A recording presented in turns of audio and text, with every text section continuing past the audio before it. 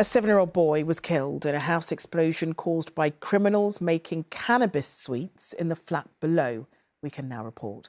Schoolboy Archie York and 35-year-old Jason Laws died in a huge fire blast at Newcastle last October.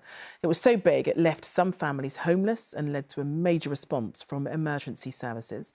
Today, after Rhys Galbraith admitted double manslaughter, a court heard he'd been using 100 gas canisters in a makeshift drugs lab. Greg Easteel has the story. The physical impact of the explosion that ripped through Violet Close in Newcastle one night last October was enormous, but the human cost that emerged when the debris settled was just as devastating. 7-year-old Archie York, sleeping next door, died from his injuries. The body of Jason Laws pulled from the wreckage hours later. More than 150 people were evacuated from their homes when the fire first raged. Their trauma only added to when it emerged during investigations here that what happened was the result of cannabis production gone catastrophically wrong.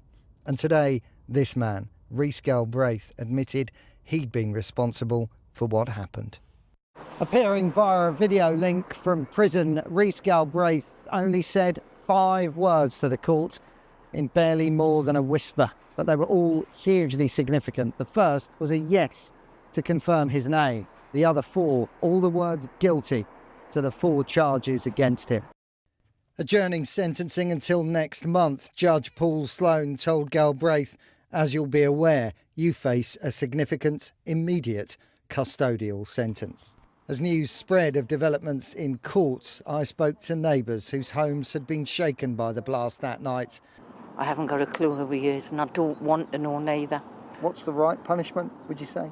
I want to put him in jail and lock him there for good. The boy who died, little boy, he will also get justice.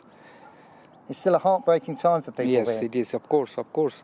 I know about my daughter. If I lost her suddenly, then what would happen with me? The properties torn apart by the blast have since been demolished. Grass and flowers poking through where lives were so suddenly and horrifically lost. But the pain and the memories of what happened here, you suspect, will take much longer to erase. Greg Easteel, ITV News, Newcastle.